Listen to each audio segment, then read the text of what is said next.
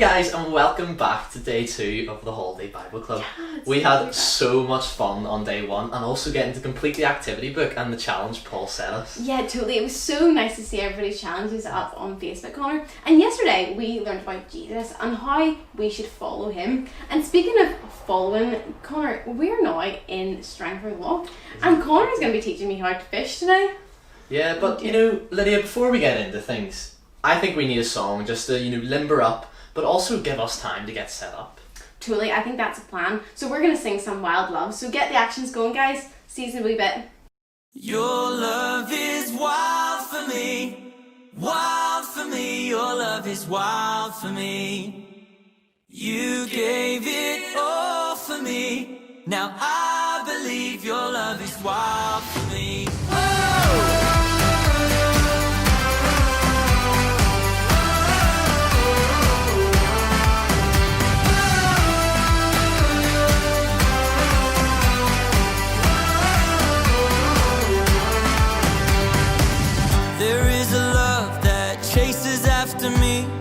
Coming for my heart when I'm wandering, tearing down the lies of the enemy.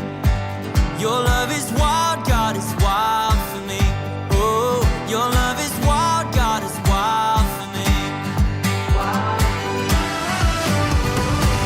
There is a love that's calling out my name, raising me from death into life again, speaking to my soul of its destiny.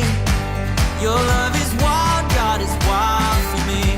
Oh, your love is wild, God is wild for me. Your love is wild for me, wild for me. Your love is wild for me. You gave it all for me. Now I believe your love is wild for me.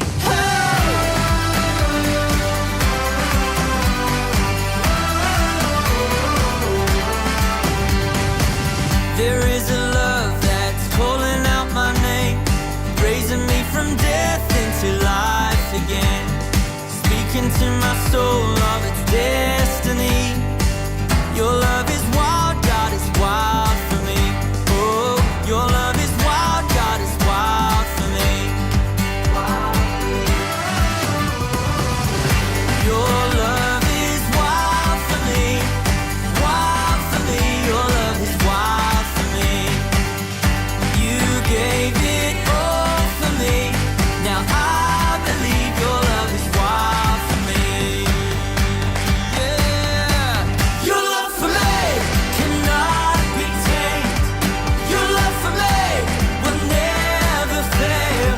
Your love for me is victory. Oh, your love is wild for me. Your love for me cannot be tamed. Your love for me will never fail. Your love for me is victory. Oh, your love is wild for me. Oh, your love is wild for me.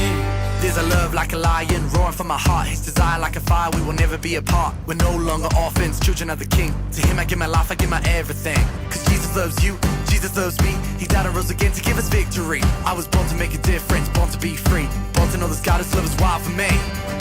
Your love is wild for me, wild for me. Your love is wild for me. You gave it all for me. Now I believe your love is wild for me. Whoa! Your love for me.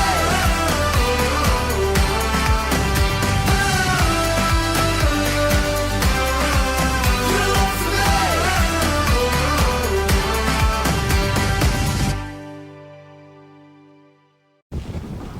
All right, Connor, so we've cast our rods and we've got our welly boots on and all the rest of it, and we're all geared up, got our life jackets on for safety, but Connor, we still haven't caught any fish yet. Look, Lydia, it is called fishing and not always catching. It might just take some time, but you will catch one, Connor, I'm getting so bored. Okay, so how about we play another game with our friend Paul in the meantime, and maybe when we come back we might have caught a fish. Do you know what, Connor? That sounds like a really good idea. Let's do it. Hi boys and girls, it's Fisherman Paul here for day 2 of the games at the Holiday Bible Club. First of all, thanks so much for sending in all your videos for the fish aerobics game. Some brilliant ideas, some great names of fish and some brilliant actions, and I'm looking forward to sending out 2 prizes to the best 2 there that are going to be picked. Now, in today's story, Michelle is going to be telling you the story about a fisherman called Simon, and it's an occasion when he meets somebody and he has a great catch of fish. Some days fishermen maybe don't catch so many fish, but this day he has a great catch, and you're going to hear all about that. So in today's game, we're going to do a game called the Great Catch, okay? Now what you're going to need for this game is you're going to need either a basket, or you could possibly use a bucket or a basin. Now for us, we've got one of the toy clownfish, which I'm going to give to Gillian, because this is going to be used for the catching game. Now if you don't obviously have a fish, I'm sure not too many of us all have a fish at home, you could use a teddy, you could use a tennis ball, you could use something like that there.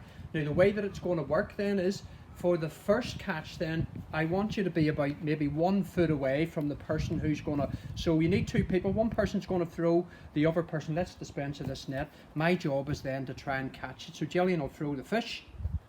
Okay, that's 1. Now Gillian, if I give it back, what I'm going to do after every successful catch, both of you take 1 step back away from each other, and then we're going to try and see if we can catch the fish again. So here's the second one. Oh, we've got 2. And then what we'll do then again then is we will take another step back. This is to see if we can do the 3rd catch then.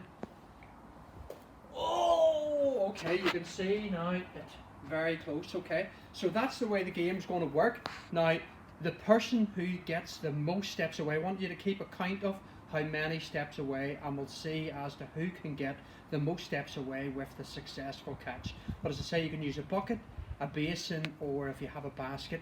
And if you don't have a fish, then don't forget you could use a ball, you could use a teddy bear, something like that there, okay? Now, Jessica, later on, we're going to see a wee video of Jessica and Chloe, and we're going to see how they get on in this game, okay? So, that brings us to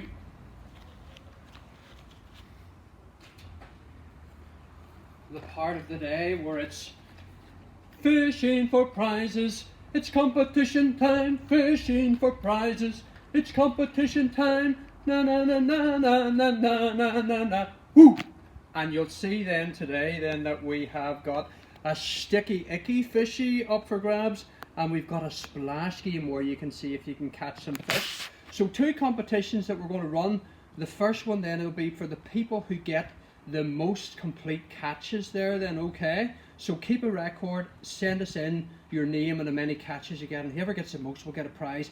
And the other competition we're going to do is you're going to take away video, and I want to see the most amazing catch. So maybe if it's an incredible catch that you're falling over and you catch it, or maybe if you caught it behind your head.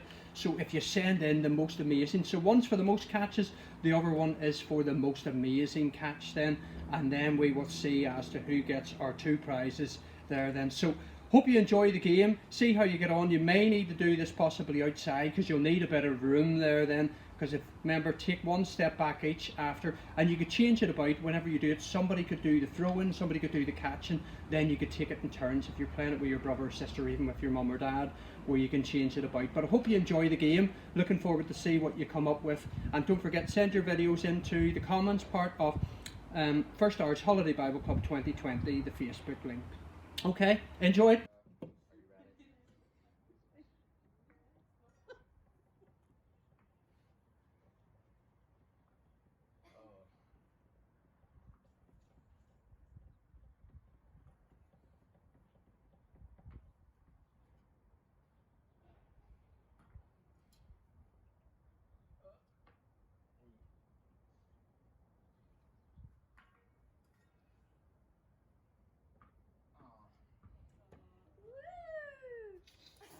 Oh, Lydia, I think, yes, I caught another one. Look at that, I am on a roll. Connor, you're catching so many. Whoa, Connor, I think I've got something. Let me just reel it in. Oh, you finally got one, Lydia. Let me get it. Finally got... Oh, Connor. Lydia. Oh my word. I just caught so much rubbish today, Connor, and look, I've just caught a boot. Lydia, you must be doing something wrong here. I'll have a look at your rod and see what you're doing. Yeah, have a wee look. Oh, but Lydia, Lydia, you've got no worms on the end of your hook. I told you need to have worms on the ends. Worms? But Connor, worms are so slimy and gross. That's disgusting. How can any fish like the taste of worms? Look, Lydia, I know that it sounds strange, but honestly, trust me, the fish love the worms. Just look at how many fish I've caught. Okay, maybe I'll give it a go, Connor. Well, how about in the meantime, we have another story and we hear about Jesus again today? Yeah, that sounds like a good plan. Our friend Michelle, she's going to come and tell us the story today, Connor. Yeah, so how about I just pray for Michelle before she comes on? So Yeah, let's that's pray. Put our hands together and we'll pray to God. Dear Lord, thank you so much that Michelle's bringing her talk to us now. Lord, I just pray that you will help her talk and that you will teach us something new about your son Jesus today. Amen. Hello everybody, thanks for joining us again for our second story at our virtual holiday Bible club. My name's Michelle and I'll be telling the story tonight. Tonight's story has got me thinking about experts. Experts are just people who really know what they're talking about and they can help us with certain things. Sometimes we need them. Sometimes there are things we can't do ourselves and we need to call in an expert. So we're going to think a little bit about that now. I'm going to give you some scenarios from a very bad day I had, and you're going to tell me which expert of the two people I give you that I would need to help me. I want you to shout out the answer really loudly, okay? So, I got up on my very awful day, and I woke up with a toothache. It's terribly sore. So awful. So I went down into town and I was looking across the street at these two places. I thought, it's one of these. We have the dentist was there on one side and the baker on the other. I thought, one of these two can help me. So which one would be able to help me with my toothache? Which expert should I follow the advice of? The dentist or the baker? I think you're right. I think we should trust the dentist for that, shouldn't we? That's the expert we go to when we have a problem with our teeth. The baker probably wouldn't be much help. So I got back from the dentist, toothache all sorted, but there was a leak coming from the ceiling. And I thought, oh no, I can't fix that myself. I need an expert. So I had a look online and got some names and some phone numbers, and I thought, it's definitely one of these two. One of these two I need. So I've got the plumber, I've got florist. Which one is it? Which one could help with the leak? The plumber or the florist? Yes, you're right. I think you're right. I think we'd need the plumber, wouldn't we? Because flowers wouldn't help very much at all. So, after we got the leak sorted, the plumber came and fixed it because he's an expert. We thought, what a terrible day. We've got to get out of the house. So we got in the car and went for a drive. But the car broke down and we needed another expert because we couldn't fix that either. So I had my phone. I was looking through all the names and numbers. I thought, wow, one of these two is bound to be able to help me. I just can't remember which one is either the minister or the mechanic. Which one can help me with my car when it has a problem? I think you're right. I think we need the mechanic, don't we? One last one to think about. I got home that day and I thought, we need a special treat for dinner. It's been a terrible day. And I thought, I've always wanted to catch my own fish, but I can't do it on my own. I need an expert to help. Who would I go to? Would I go to a school teacher or a fisherman? Who would be the expert at fishing? I think you're right. I think it's the fisherman, isn't it? So sometimes we need experts. In that day, I needed a lot of experts. But that was just pretend, thankfully. I don't have many days like that. I, however, did realise how valuable experts can be when all the schools closed at the start of lockdown, and we heard all about this homeschooling that we were going to be doing. And at the time I heard it on the news and I thought, no problem, I've been to school, I know all about school, I was brilliant at school, this isn't going to be a problem. But it was a lot more difficult than I thought. It was a lot harder. It took a lot more planning and a lot more time. I had to learn a lot myself. I could have really done with an expert, a teacher. They're the experts at learning, aren't they? They help you learn in school. They do it every day. And because that's their job, it makes them an expert. Maybe you were luckier than me at home and you had a mummy or a daddy or someone at home who was able to teach you really well. But I will be very glad when schools start back. And I think my little girl will be too, when she's getting taught by a real expert again. So, our story tonight is about experts. And it has an unexpected expert in it. If you remember Connor's story last night, we knew there was 4 fishermen. And they followed this man. They had just met Jesus. They left everything behind. And they just went with him. They saw there was something really special about Jesus. And we're going to learn a little bit more about what makes Jesus so special tonight. So we know that that day, when Jesus met those 4 fishermen, he was teaching the people about God at the side of the lake. There were a lot of people. And Jesus thought, I know, if I get out into the water, I'll be able to talk to all the people and everyone will be able to hear me. And he saw Simon, that was one of the fishermen, with his fishing boat. And he asked Simon to take him out a little bit onto the water so that he could talk to everyone. After Jesus had finished talking to the crowd, he asked Simon to take him out into the deeper part of the lake. Simon was a fisherman, and this was his fishing boat. Once they were out into the deep water, Jesus said to him, pop your net over the side of the boat. And Simon thought he knew where Jesus was going with this, and he said, look, I'm an expert. I'm a fisherman. I've been out all night and we didn't catch any fish.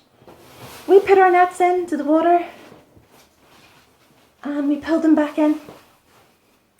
Nothing. They were all like this. We're all empty. No fish today. But like we were saying, he knew there was something a bit different about Jesus. So he thought, I'm going to put it in anyway and we'll see what happens. So in went the fishing net over the side of the boat, and straight away it felt heavy and couldn't pull it in. Couldn't do it on his own, even though he's a very strong fisherman. He thought, I need another strong fisherman to help me. So he called over a friend on another fishing boat. He said, please help me. I don't know what this is. It's so heavy. It must be like a big sandal or something. And the other guy came and he had big muscles too. And they had pulled for a long time. And they got the net into the boat, into both boats in fact, because it's a big net, and it was full of fish. So many fish. The fish were on top of them, all around them. It nearly sank the boats, both the boats, because there were so many fish. Simon was so surprised. He expected there'd be no fish. And he's an expert. Experts usually know what they're talking about. But Simon was just so amazed. And in that moment, he knew that Jesus wasn't just special. He was one of a kind.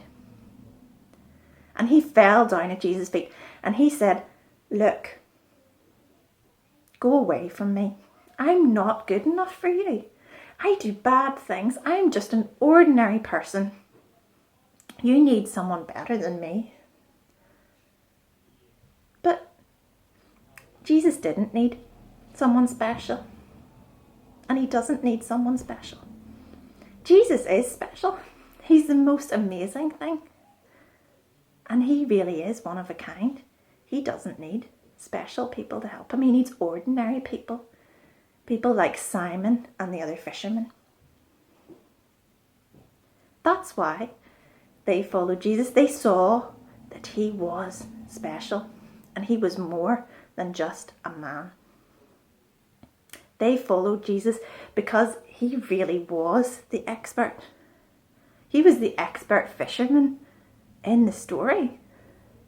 Not any of the 4 fishermen that did that every day for their jobs. Jesus, who wasn't a fisherman, was able to tell Simon exactly where to put that net to catch those fish. How could he do that? See, Jesus wasn't just a man. He was God sent to earth to live with us. And one thing we know about God is that he created the whole world. He made everything in it. That means that Jesus didn't need to be an expert at fishing to find a fish. He was able to tell the fish where to be. And they did what he asked them because he had made them. It's amazing, isn't it? And that means that Jesus isn't just an expert fisherman. It means that he's an expert in everything. Because he made the whole world, not just one thing. So he's someone that we can follow the advice of, that we can trust. He's our expert in all things. And that's why we can follow him. That's why the fishermen followed him. And he doesn't just want those 4 ordinary fishermen. The best news is that Jesus wants all of us to follow him as well. He can use all of us to fish for people, just like he was going to teach those 4 fishermen to do. That might sound a bit scary and a bit strange, fishing for people. But we don't need to worry about learning to do that because we have an expert teacher. Jesus. He is an expert in everything and he is able to teach us through the things he did, through the Bible and through our relationship with him. We can learn how to fish for people and to follow Jesus. So later on this week, we'll be hearing a little bit more, some more stories about Jesus, about this man who was God and about all the ways that he fished for people, how he found people to follow him. And we're going to see what we can learn from that so that we can do that too. So let's remember that God can use every single one of us and that he is the real expert, the expert in everything. And we can trust him in everything. So please tune in the rest of the week to hear all those amazing stories. And thank you so much for listening. Well, thanks, Michelle. That was an amazing story. How awesome was it that Jesus had power over creation, and also how trusting were the disciples to follow Jesus' instructions, even though, to be honest, they sounded pretty crazy. That is so true, Connor. And it just shows that we can also trust Jesus in our lives. So I think we should probably sing a song now after that. So let's sing Jesus, You're My Superhero.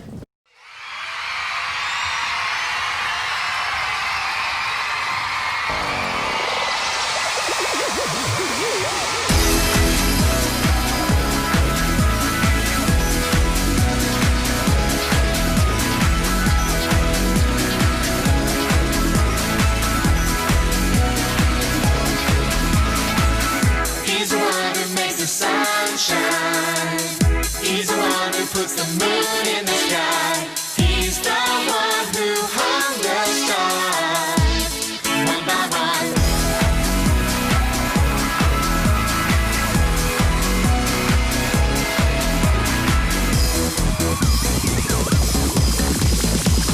He's the one who makes the birds sing. He's the one who makes your dreams so high. He's the one who makes me smile day by day.